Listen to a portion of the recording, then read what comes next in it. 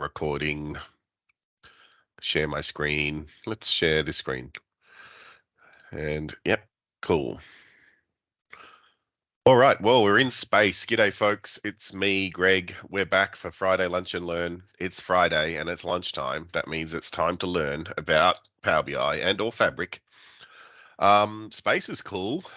This is quite apt because we are going to be doing some real-time analytics, just like we would be doing if we had our own spaceship that was off at the moon doing moon things, and we needed to look at the analytics from that spaceship in real time, I guess. So we're not going to be following any of the Microsoft tutorials today like we normally do. I know usually I'm following some kind of documentation. That means it could get chaotic because, yeah, it tends to mean that I'm making things up as I go along half the time. Suffice to say, but to make up for that, I have done a practice run. So I am confident we're going to get most of the way through it without too many issues. But you never know with me. Anything can happen. So strap yourself in. We're going to the moon. What is the purpose of today? Today we are going to look at, we're going to run through basically the similar thing to what we did last week, which is run through kind of the real-time scenario. But instead of kind of following Microsoft documentation and copying and pasting code, we're kind of basically going to be trying to do it all ourselves from scratch.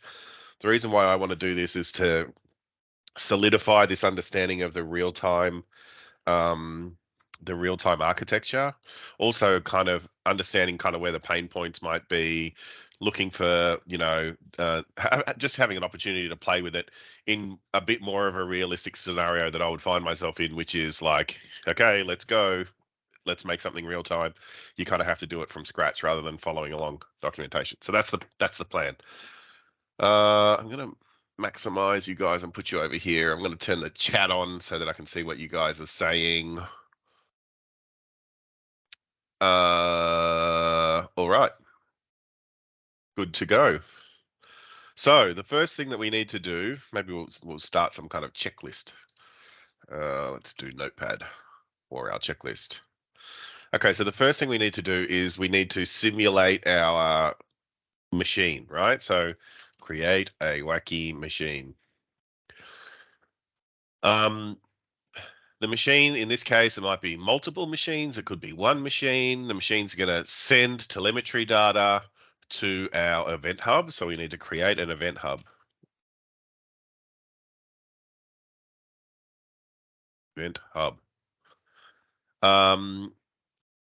We are going to then take the data out of that event hub. We're going to put that into a Custo query database inside Microsoft Fabric. So we need to create a KQL database. We are going to take the data out of that database, and we're going to put it into a report. The data into a cool looking report in Power BI. Along the way, we'll probably do some data exploration. We'll probably spend a little bit of time making our machine more wacky or something. I don't know what we'll do. Okay, so that's going to be our basic checklist. If you got any other things you think we should do, then let me know. But that's kind of what my plan was. So the first thing I had to do was create a machine. Actually, the machine, the version of the machine is running right now. I've got to stop running it. So for those of you who don't know how I do these things, I use ChatGPT to do everything now. I asked ChatGPT to help me create a wacky machine. The wacky machine is going to have these different data points. We're going to have widget pressure, gizmo temperature, sprocket speed, cogwheel vibration, and piston torque. I've asked it to use different sort of, rather than them just being straight lines or some kind of random data, I'm trying to get them to use curves. I don't know how this is really going to turn out, to be honest, but hopefully what I'd like to see is that my widget pressure is kind of going up and down, and my gizmo temperature is going up and down, and my sprocket speed's doing something. So I'm just trying to make it so that the numbers will be different, and they'll look different as we go over through time. So we've got a few different things. Now, what this simulates is at this stage, when you're doing real-time data, someone's going to have to do some kind of programming to send data to the event hub, right? That's going to be the first challenge you'll have to overcome, if you like. So let's say you work for a bank and you want to do ATM telemetry on your ATM machine, on your ATMs. Don't say ATM machine. That's a redundant machine. So if your ATM, you need to put some code in your ATM that collects all of the data from all of its different services and then pushes that data through to the event hub. If you want to do engine analysis on your Tesla, right? Tesla's got an API. You need to write something that's going to pull data out of your Tesla API as it's running and push that data to the event hub. And so this is going to be the first piece of the puzzle.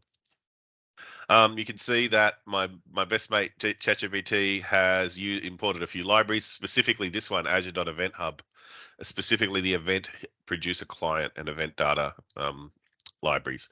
So there is an Azure Event Hub library for Python. It makes it nice and easy. All you have to do is pop your connection string in here and you put in your Event Hub name in here. And it's going to be nice and easy for us to do. So we've got some code here. The rest of the code we can have a quick look at to see what it's doing. First, it sets up this Event Hub producer. Then it starts a counter. Then it sets all of these widget temperatures and things like that. Then it gets the current date and current time because we need that. It does. The Event Hub does put a date timestamp inside your data, but it puts it in Unix epoch time. And then you have to transform that column, and you want to do this in real time. So it's a good idea, and this is the first tip: get your developer to put the current date and current time into the Event Hub as part of the API, rather than you having to transform it out, because you really want to minimize your transformations in a real-time scenario as much as possible. You pretty much, unless what you could do is pipe this through Stream Analytics and get Stream Analytics to do some stuff. We can play around with this idea, and maybe we'll look at it. Maybe as it comes into the KQL database, we could set up a KQL query or something. That's one of the things I kind of want to play with. So maybe we can do that. But I have also set it up so that we can quickly get to date and time depending on how much time we have left. Okay. So we're going to have a bunch of data points. So it's going to it's going to create a JSON file for us to set up our data points, right? So the data points are going to be time and widget pressure and gizmo temperature and sprocket speed and cogwheel vibration and then piston torque and current date and current time. So it's going to generate some numbers for that, hopefully using some cool curves. It's going to then package that up into JSON. And then the last bit of the code, it sets up the Event Hub to send the data to the Event Hub. And it also outputs some information on the screen so that we know that it's running and that, you know, what was the last data point. So every 10 seconds, it just sends up a status update saying, yes, I'm still running, and here's the latest data. And yes, I'm still running. I did that because otherwise it just shows a blank screen. It doesn't really work. At the very end of the loop, it sleeps for a second. So it sends one packet, sleeps for a second, sends another packet, sleeps for a second, and so on and so forth, indefinitely until I stop it. So it is an indefinite loop.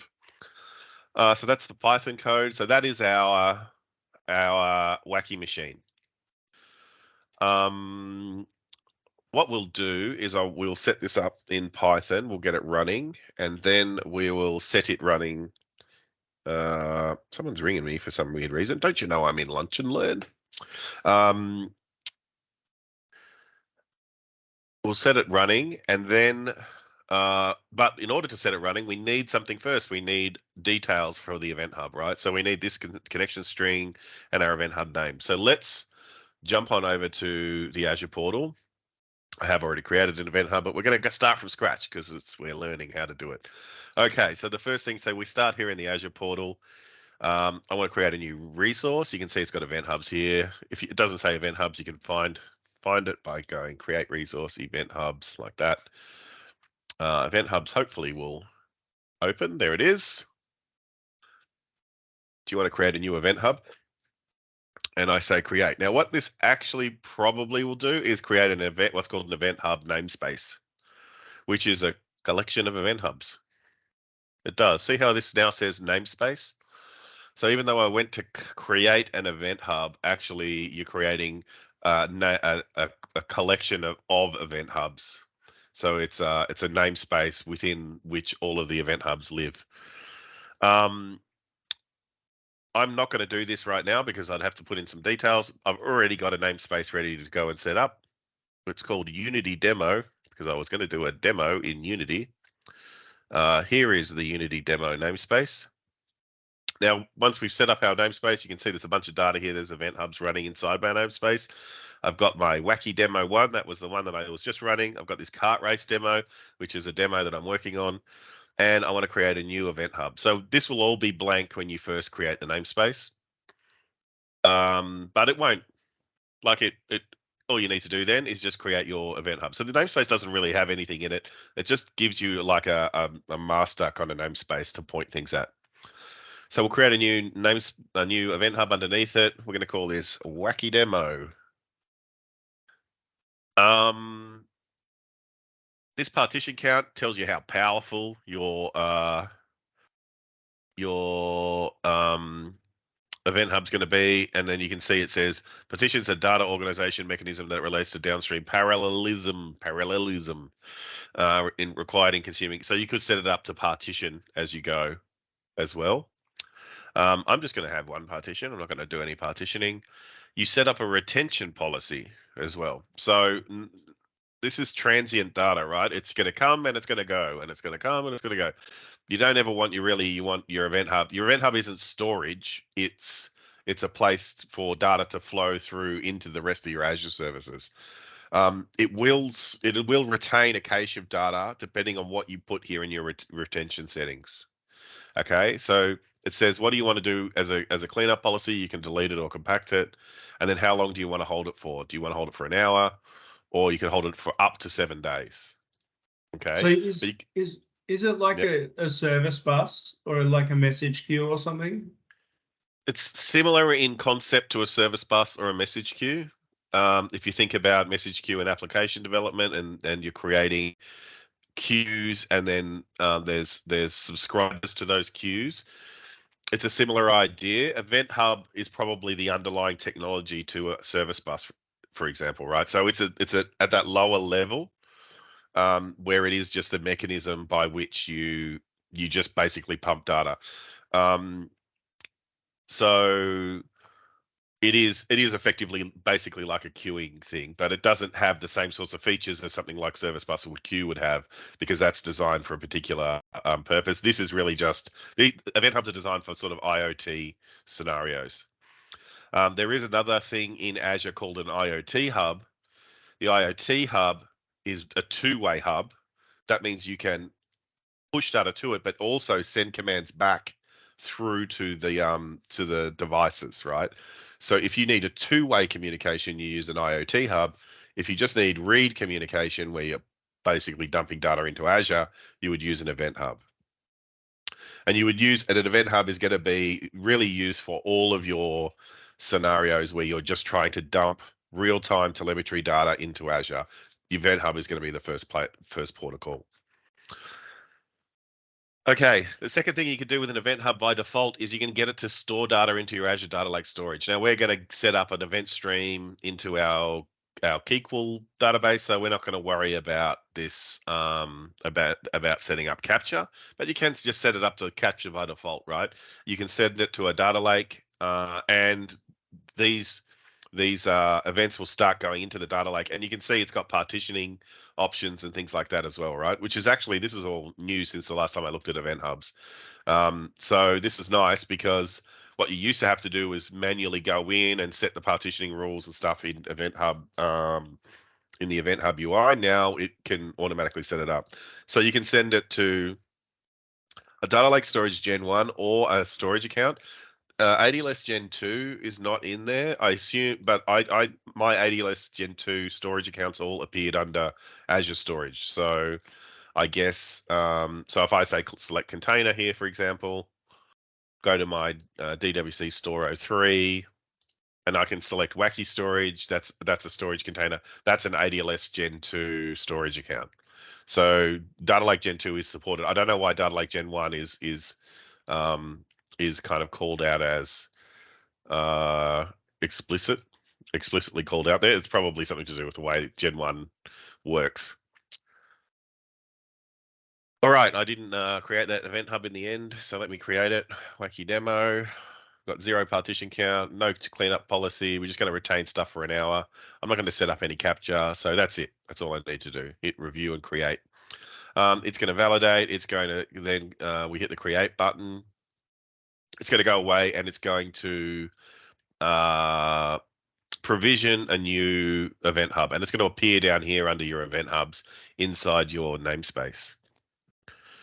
It's called Whack Demo. What a shame. Let me create a new one. It's not a whack demo. It's a wacky demo. All right.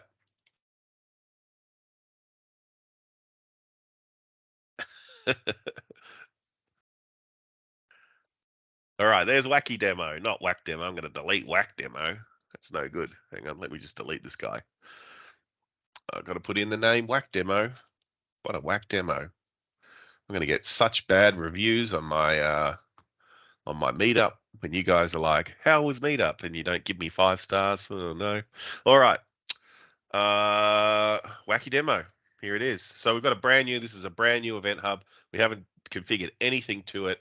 The cool thing about event hubs is you kind of don't need to do too much to them. They just set up an endpoint and then you can just kind of pump data towards them and it'll kind of figure it out from there.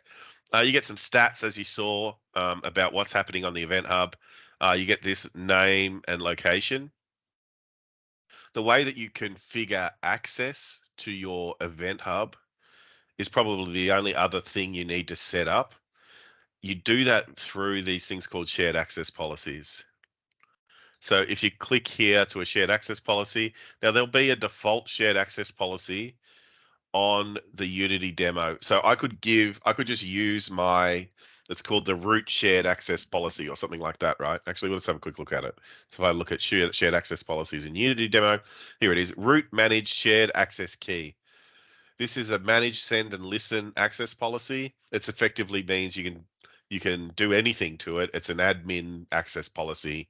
And it's our root one, and it's got a key associated with it. And I don't want to have to regenerate this key all the time at the top level. I want to just create access specifically for my wacky demo event hub.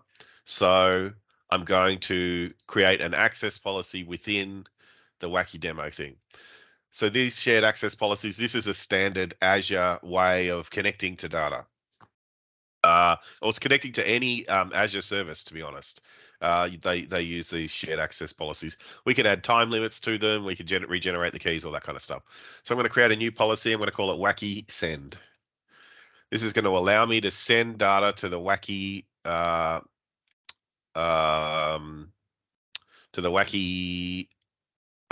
event hub. Sorry, my brain just stopped for a sec. I'm also going to create a second one called Wacky Listen. Now, I could just be lazy and create like a managed policy, and that would give me both. And then you have to use both, and I would only have one key and all that kind of stuff. But it's better practice to set up. If this application is only going to send data and it's never going to listen, then I want to use my wacky send key for the application. And if my fabric is only going to listen, then we'll use a listen key, and then you're a bit more secure, right? So it's just better practice to do it that way. Okay. So I've got a bunch of primary keys. I will be regenerating this, YouTube people, so don't try and start sending stuff to my event hub. And if you guys are really fast at Azure, maybe you could start sending data to my event hub by using these keys. But this won't last long, so look out, have fun. All right, I'm going to copy the primary key to the. Actually, what I'm going to do is copy this connection string with the primary key. Okay, so that's your connection string that allows you to connect to the event hub. That is also the thing that my Python code required. So let's go and first we'll set up our Python. I'll just use idle.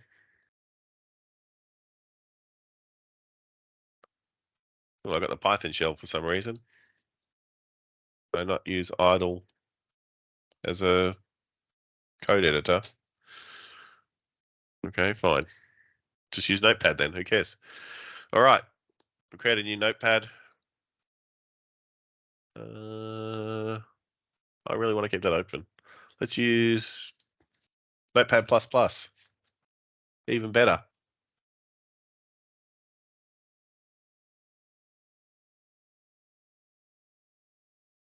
Okay. Here's Notepad++. I'm going to copy that connection string in. I didn't want to copy the code out until I posted that connection string. Okay, so this is the latest version of the code. I'm just going to copy this code from ChatGPT that I got it to generate.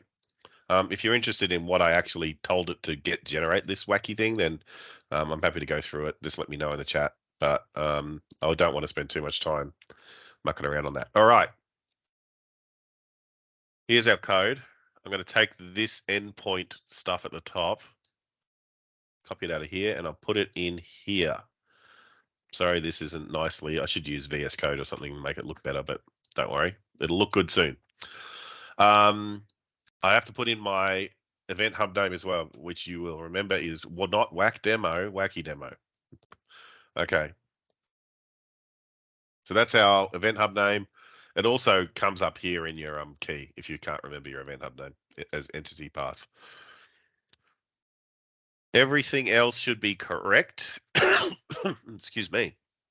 I'm going to save this. I'm going to save it on my desktop. I'm going to call it.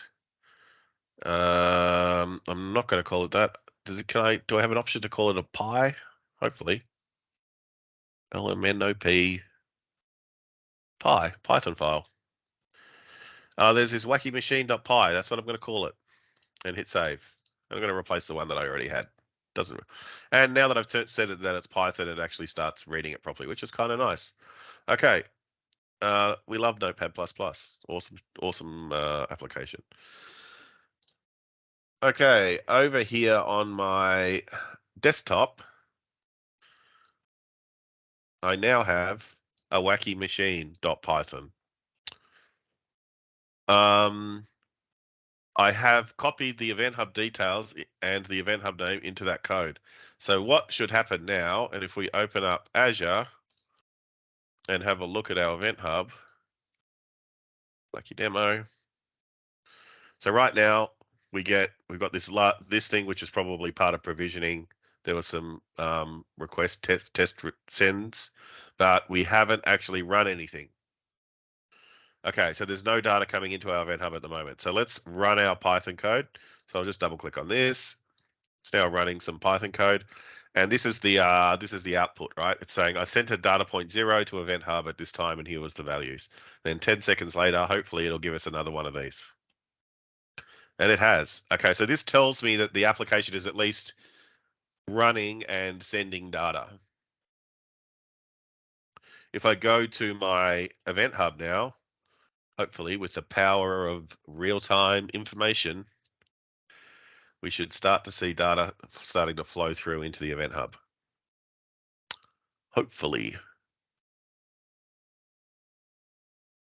Does take a little while to come up. So, oh no, it did just refresh and nothing came through. Hopefully I got that right. There's multiple places where this demo could fail, by the way, and this is one of them. The Witcher 3, what a great game. What a great game. All right. Commentary on my gaming icons.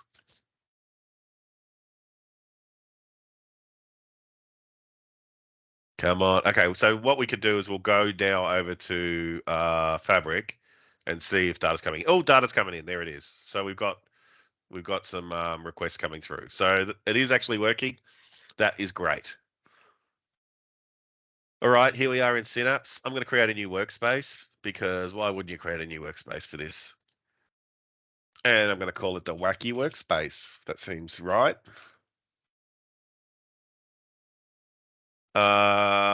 Yes, I am the owner. I want to make sure that my trial is selected for Fabric. Still got 59 days left. Go Fabric. And everything else looks good. Hit apply. got nothing here yet. I'm going to go into make sure that I'm set for real-time analytics because this is the playground I want to do. I'm currently in the wacky workspace. You want to make sure that that is the right one. The first thing we need to do is, as we learned last week, was we have to create a KQL database for this to for this to live in. So I'll call this wacky KQL.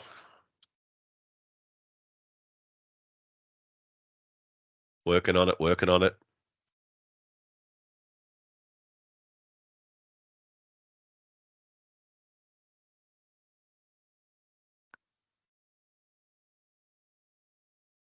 It's going to provision us a KQL database. There's nothing in it yet.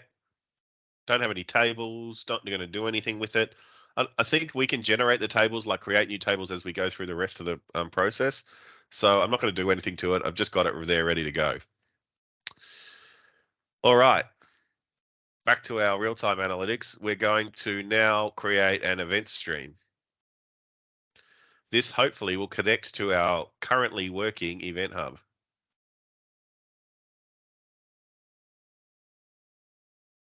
I did click on that. Do I have to click again?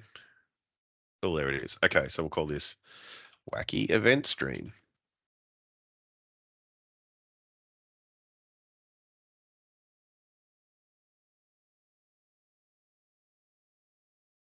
Loading, loading, loading.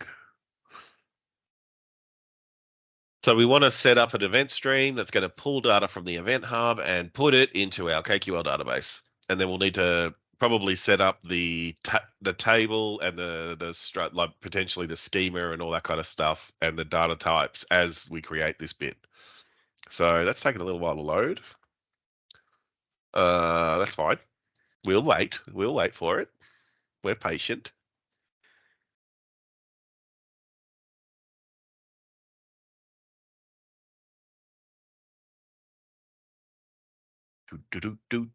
That's taken quite a long time. Let's check our thing is still running. It is, and we're getting data, and it looks like the data is looking good. 198 requests have happened. So it has been running for a bit, which is nice.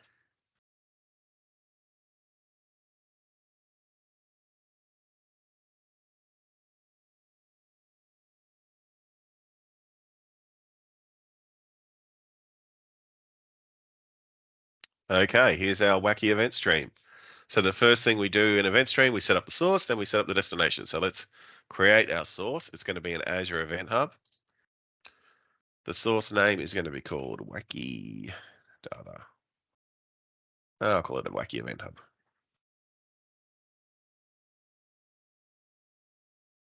Cloud connection. Okay. So we need to potentially create a new connection here. This says Wacky Event Hub because I already created one earlier. Normally you wouldn't have anything here, right? So, but except you still have the option to create new. So we're going to create a new cloud connection to our new Event Hub. When it does this, it opens up a whole new Fabric page, I've noticed, and then eventually takes you to the right spot, hopefully. It's a little bit awkward, I have to say, the way that it kind of does that. Especially because it didn't actually create a new cloud connection. So how do I get to create new cloud connection? It's going to work this time. New report.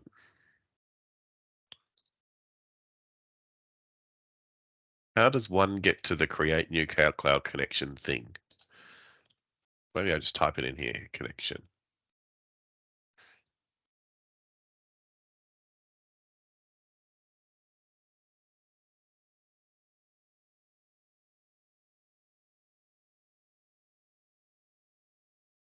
No, no, that's not right. It just searches all your content. So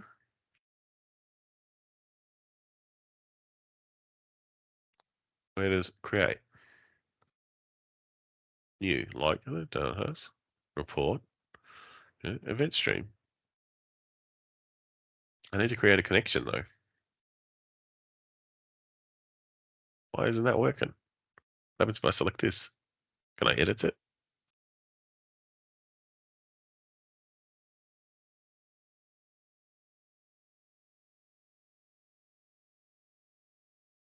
This worked earlier. It's weird that it's not working now. Interesting. Let's try a different way.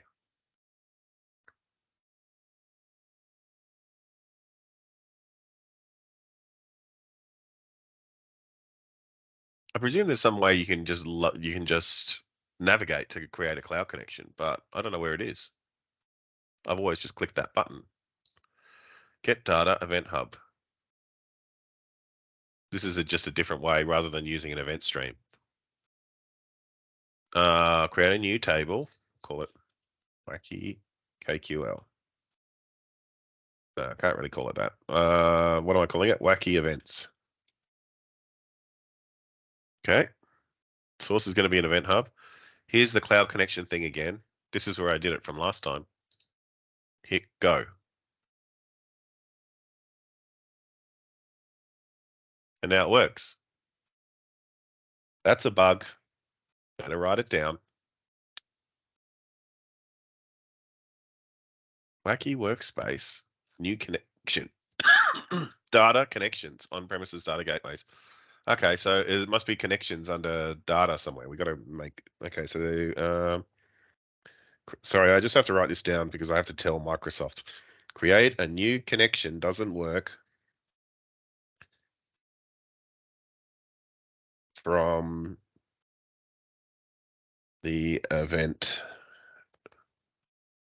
thing. All right.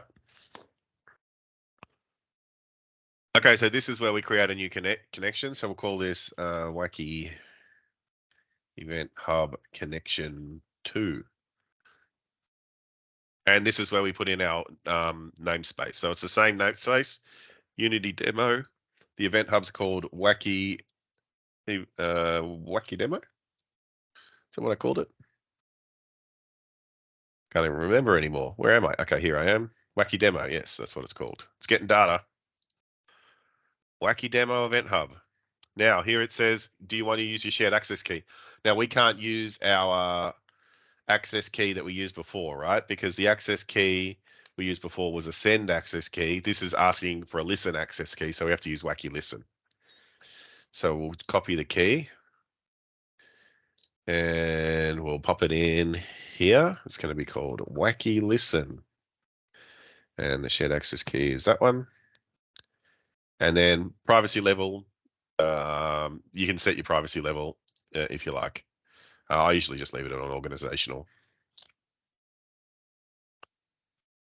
Okay, so that's going to be called Wacky Event Hub Connection Workspace 2 or whatever. So I hit refresh here, and then it appears now. Okay, so let's see if that's going to go and work with that. Oh God, I've got too many things open now. Let me close a few things. Don't need Power BI open right now. I need that open. Don't need that open. Let's try our event stream again. Upgrade. What? Sure. Oh, I'm in a different workspace. Oh no, what have I done? Workspaces. Where was I? Wacky workspace. Get into the right workspace first. Here we go. New event stream. Okay, we're back. Wacky events. Oh, there was already an event stream there. Sorry, I could have just used that. Now we have to wait again.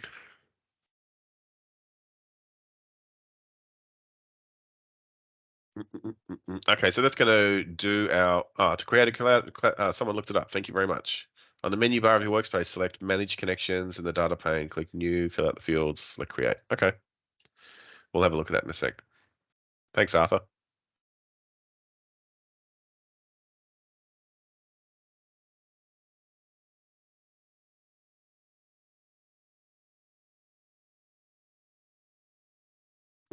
Yeah, these event streams take a little while to provision compared to everything else. Set up old databases and stuff, no problem.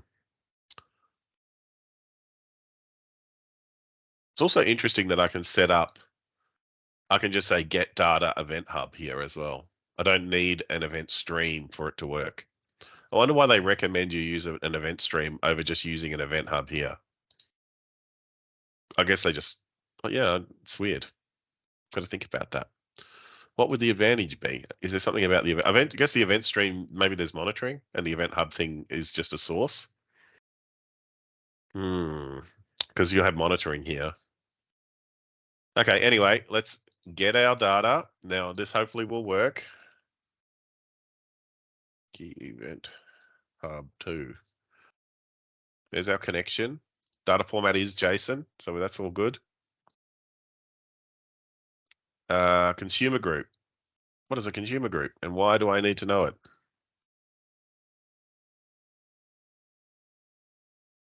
Is that the consumer group here in the event hub? Do I need to do a consumer group? Consumer groups. Create a consumer group. Oh, default, $default. That's right, you just use that. Okay, so we're going to use $default. Add. This automatically populated when I did this before using the other method. So that's interesting. You need to know that consumer group. And that lived in Azure here under consumer groups. Okay. Policy requires managed permissions. Oh, interesting. Okay, so our SAAS key didn't work because you have to have managed permissions. So it's obviously a two-way SAAS key. So I'll create a new SAAS key to allow for that. Actually, I'll probably just change this to manage. It's updating.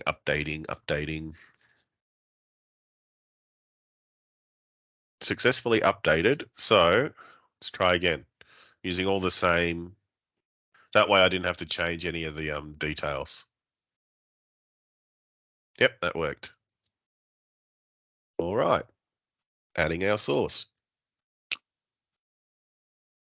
Wacky events.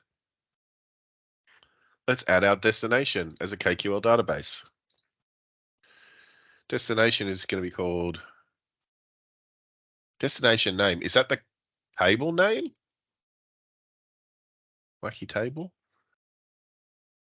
Inside the Wacky workspace. And it's the Wacky KQL database. Add and configure.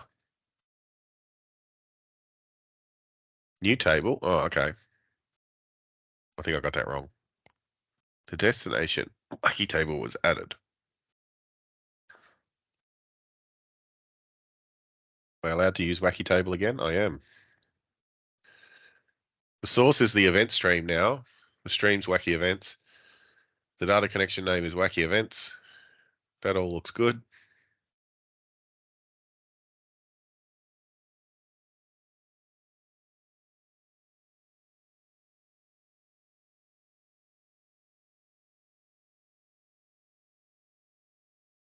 I would check these parameters. Do we want any compression? No. Do we want system properties? System properties are supported for JSON and tabular formats, not on compressed data. You can say existing event hubs created since the event retrieval start date. Oh, okay, so you could limit the start date on your event if you wanted to. Okay, we're going to do schema now. So hopefully this is where we get to see actual data coming through. Fingers crossed, multiple things could fail. Hey, 6 events were found. All right. Time, widget pressure, gizmo temperature, sprocket speed. Okay, that's all working. Our data format though is JSON. So let's see what happens when I change that to JSON. Now I get nice columns, which is better. Sprocket speed, cogwheel vibration, piston torque, current time, current date, event process UTC time. Oh, so we get this event process UTC time. That's nice. And event enqueued. Very nice. All right. Ignore data format errors. Include events with the selected format. Include events without formats. So I didn't get these event processed times when I used Event Hub as a direct source to KQL. That must be a event stream thing. That's interesting. Is there any nesting in our JSON? No. What's our mapping called? It's going to be called Wacky table mapping. All right. That looks good. Oh, I didn't look at the data types. Shit. Hopefully they're okay. Hopefully they're okay. Hopefully they're okay.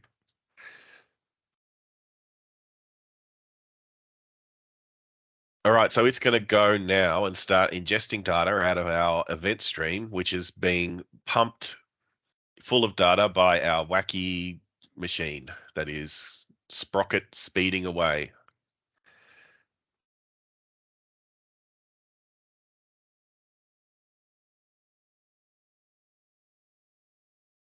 Multiple fingers are crossed. There's a lot of green ticks happening. That makes me happy. Let's hit close.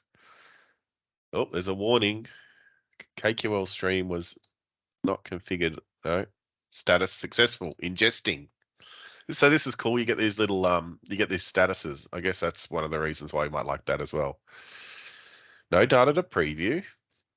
Let's see if we can wait a few minutes and refresh the preview. Okay, no worries. And here's our wacky table destination. That's it. That's all a stream does. All right, well, let's have a look at our database. Here's our database. Inside our tables, there's a wacky table. If I hit this check your data up here, it'll give me some KQL to run. Makes me put the table name in here, which kind of annoys me. But anyway, wacky table.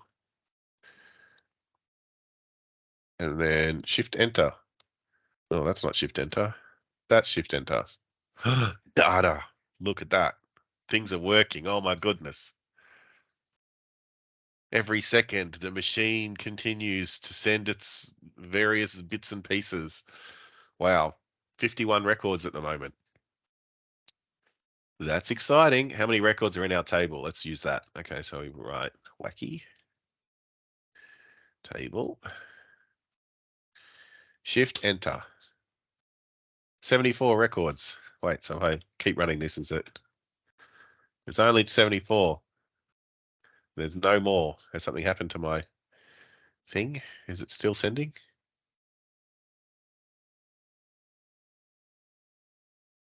Waiting, waiting, sending, waiting. Oh, maybe it stopped.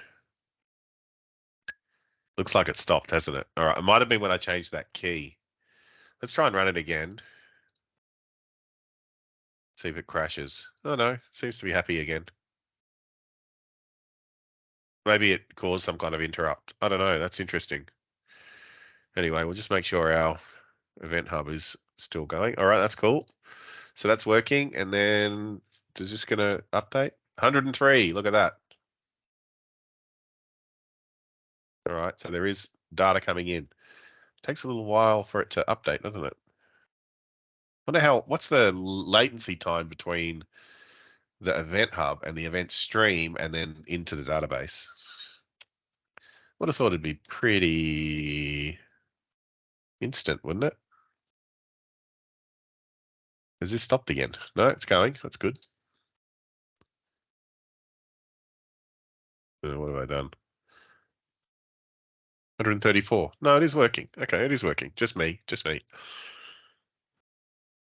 Okay, number of ingestions per hour, et cetera, et cetera. Okay, so you can run your KQL against that. We could create a KQL query set, just like you would create. You can make these materialized views and stuff, which I'd really be interested to kind of play with at some point as well. But there's data coming into the table. Let's build our Power BI report. Now, I like building Power BI on Power BI desktop, but I'm trying to get into this Power BI in the cloud business. So why would you do it in a Lightbox? I have to talk to them about that. Power BI Lightbox. A lightbox in web parlance, for those of you that don't know, is to see how this is like a drop shadowed box over the top of the other box. Like Power BI's got small enough real estate as it is. Why would you make a smaller real estate to try and do Power BI? And it's ridiculous. Lightbox. All right. Rajiv said that the latency between the event hub and the event stream and putting it in the table would be milliseconds. That's what I would think too. So yeah. All right. Here's our Custo query result. We've got some data. Theoretically, what we should be able to do is put in our current date and time aren't actually date times. That might present a problem for us.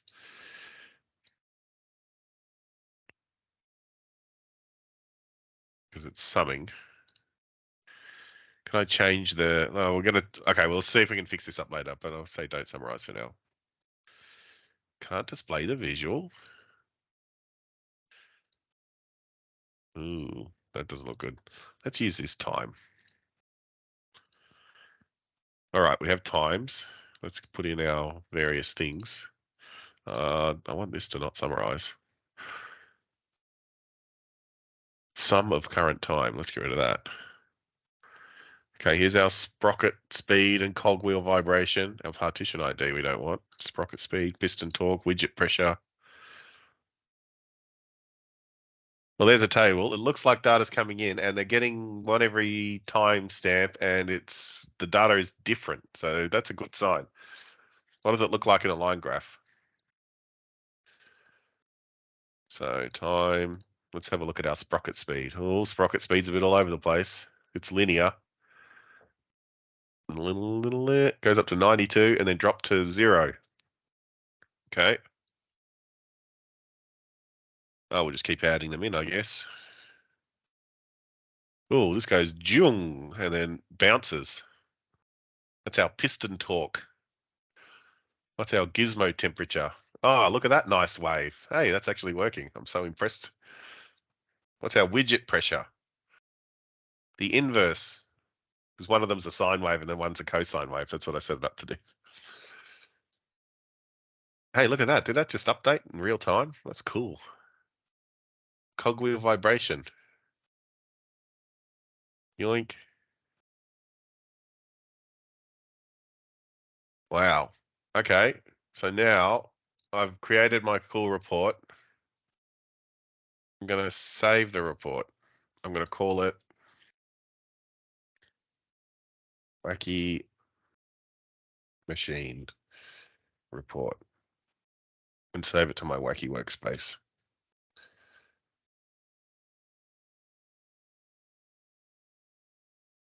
Your report is saved. Open the file in Power BI. Okay.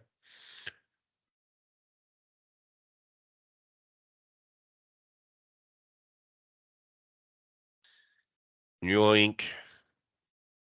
Now this is in Direct Lake, right? So shouldn't I be able to set a refresh time, right? Auto page refresh every, oh, now I had a page refresh limit last time we did this. Let's set it to like 1 second.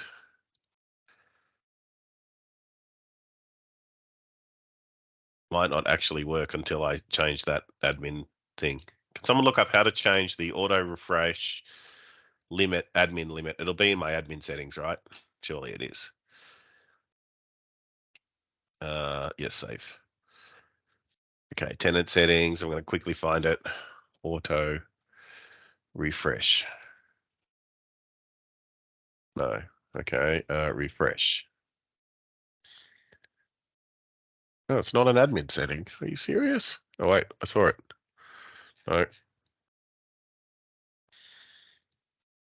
Refresh summary, block and republish and disable refresh. It's under your capacity settings.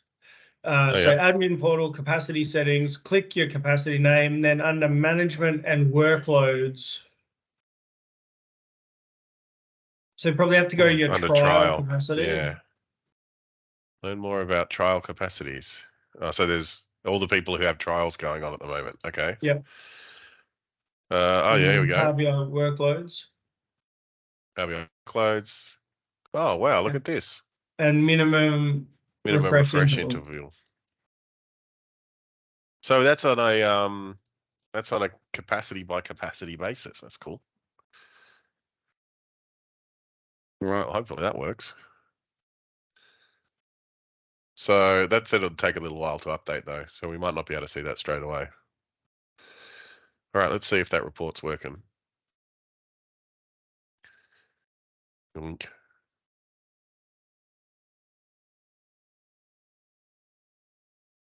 I hit the refresh on the page, is it gonna, yep, sure is.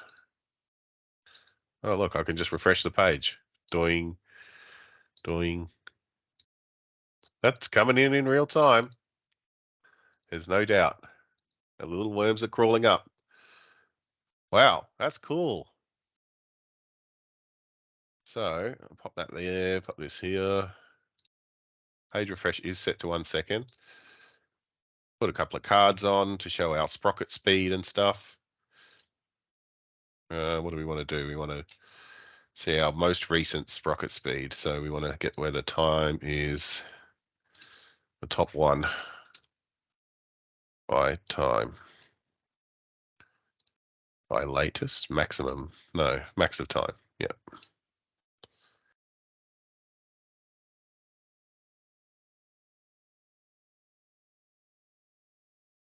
Gizmo temperature.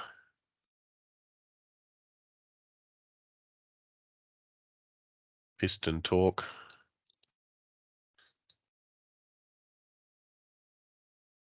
Widget pressure.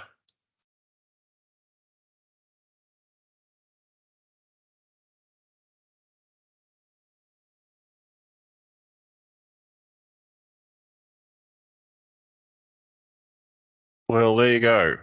And then save. And close the filter pane. And save again. And then go into reading view. And hit refresh. Oh, my piston torque's going up. My gizmo temperature's all over the place. Well, there you go. So when that 1 second refresh kicks in, I won't have to click the refresh button. It'll just refresh itself. And I could just sit here and watch my wacky machine go. That's kind of cool. I like these curves. They're actually they've actually worked out how I'd hoped. I'm very impressed. So that's the full end-to-end when you include an event hub rather than because they didn't have the event hub in the demo. So what did we want to find out? We wanted to see if we can do transformations on the time stuff in KQL. That's what I feel like I really want to do. So you could set up an auto page refresher here as well if you wanted to, and then that would still work as well. Yeah. Just one question. So basic one. So what's KQL exactly? I've heard of SQL, but never heard of KQL.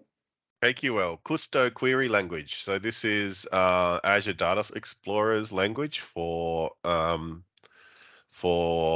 creating. We were talking about it last week. So if you check out last week's episode, and then here's a guide on KQL. I'll give you the link in the chat. It's just another new language. That's all I like it. It's similar. It's not like anything I've ever really seen. What's the difference between KQL and SQL? I mean, it's another language. It's like Python or C# or, it's just another language. Okay.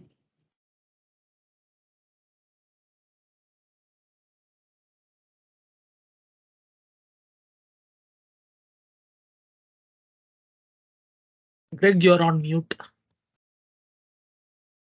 I just said, let's look it up on ChatGPT. There is a difference. Like, obviously there's a difference, but they're similar languages. But yeah, see, Custo was created for log monitoring stuff. Well, there's all sorts of differences. Support different data types. They are used for different things. There's different operators that you can use. There's different orders of operations. So yeah, they're very different languages. So here you go. Custo Query Language is a read-only language for querying Azure platform logs, application insights, monitor logs. It was built for log and event analysis in the Azure environment. Unlike SQL, which is a declarative language, KQL is a functional language where order of operations matters. So yeah, very different actually. But it's a specialized language for this type of scenario where you're analyzing real time or log data or that kind of stuff.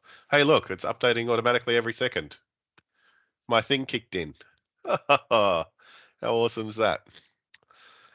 So there you go. We have a real time. I reckon this is the first time I've ever successfully gone from generating real time data to actually having an update the way that I kind of wanted it to. So I feel like this is a watershed moment in Power BI, where you can actually do this now. I know that was a fairly complicated kind of set of things we went through, but it's doable for sure. Like I'm no expert in those event streams and in KQL, and I could get this going. So I think this is definitely like a pretty viable kind of thing for businesses to look at it as a real-time scenario. It's certainly easier than any other real-time thing I've ever done in the past. That is awesome. I love it. Okay, so let's see if we can. What I want to do is I want to convert this UTC time using KQL into a date timestamp. Now, I also want to update those date timestamps anyway. I just want to do this out of. I know I've already got the date timestamp because I brought it in. Oh yeah, date and time. Where date's time. But I want to see if I can do. What I want to check is, as data's flowing through, can I use KQL to generate a new column, for example? Right. Let's just focus on that small thing, and then that'll be the last thing we do for the day. I feel like that's good. All right, so if anyone knows how to do this, then hit me up in the chat. I'm more than willing to. I'm literally making it up as I go along right now. I want to add a new column to this table as the stuff streams in. Is that possible? All right, I'm going to ask ChatGPT, can we use KQL to add a column to a table in a KQL database?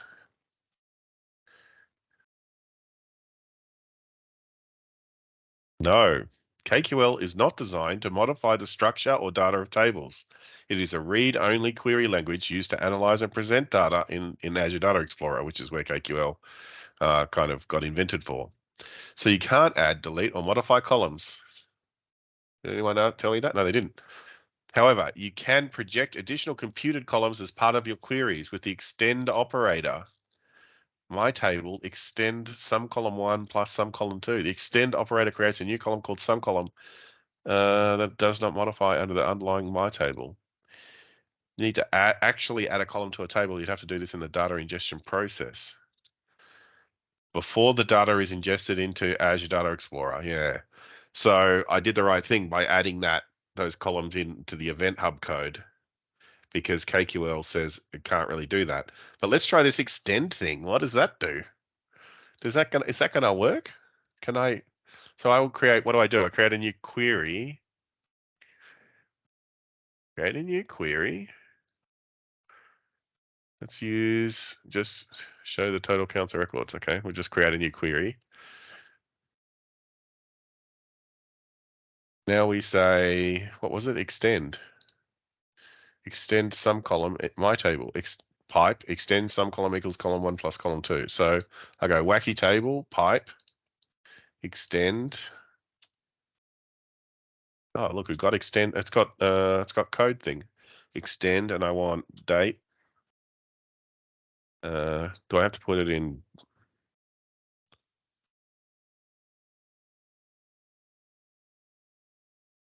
What am I going to do here? Equals. I don't want to use date because it's probably a wacky date. I just want to give it a name that isn't reserved. Wacky date equals. What's concatenation? What's the names of these columns? Oh my god. Well, let's just do test first. We'll do widget underscore pressure plus gizmo temperature is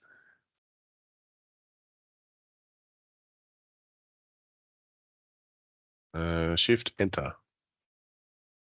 Okay, widget pressure, gizmo temperature, test, and it adds the two together, which I presume is right. 0.5 plus 8 is 13. Yep. Okay, so you can add a column using this extend thing. If I save that as a query set and call it test query set.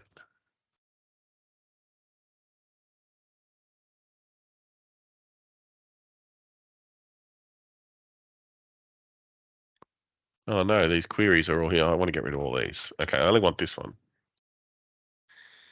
Now, if I build a Power BI report on this query set, is that how it works? I should have the test column in this Power BI report. And I do. And that should be the time, don't summarize. And then it was gizmo temperature. And one of the other things. What was it? Piston speed. No, cogwheel vibration. I can't remember which one I used. One of them. And test. Oh, that's so small, man. I'm so like outraged by this Lightbox version of Power BI. Okay. So test works. Okay, so you can get to the point where you're reporting on an extended column in Power BI. So you could use that query to generate calculated columns using extend, as long as you knew how to do KQL. That is awesome. Widget pressure. Thank you. Widget pressure. Okay. Cogwheel. So it's not here, it's here. Move widget. Can I make it? Can I not do? Oh my goodness. Okay. Okay, that's better. 6 plus 7 equals 14. Sort of. Okay. It works. That's cool. And it can just refresh. All right. So we learned some stuff. We learned about event hubs. Let's check our list. We created a wacky machine. We created an event hub, and we learned about how event hubs kind of work. We created a KQL database, and then we used that event stream to put the data into the database, and then we created our amazing report that's still running. And look at these lovely curves that are coming through from my wacky machine.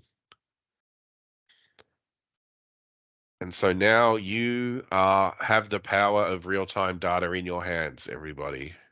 You can create this yourself. Hook it up to your car and put it on a map and tell me what I want to see from you is, and then I want you to send me a thing on LinkedIn to say, look, this is where I drove yesterday, according to my real-time car map data.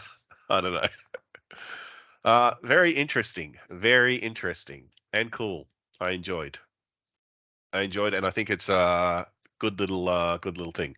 Obviously, we could make our Power BI report look a bit better, but who cares? If it's real-time data, you just want the numbers, right? It's awesome. I love it. Does anyone have any questions, or do they want me to look at anything else before we go? We've just pretty much run out of time, but if you've got any questions, let me know.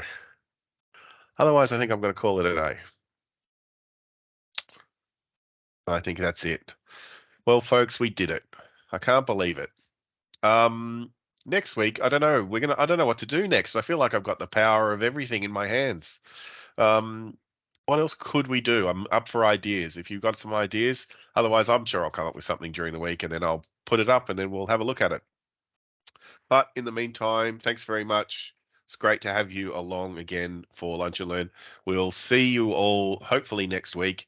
Don't forget to, if you miss any weeks, check out the YouTube channel. We've got all of the previous episodes up there, and we talk about all sorts of different things in Lunch and Learn. We talk about governance, and we talk about real-time data, and then we talk about how to make visuals look nice and all other things. So there's lots of content up there. Actually, visualizations. I think that's what I was going to do next.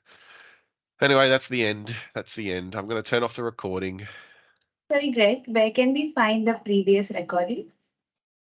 I'll give you a link to my YouTube channel. Mm-hmm.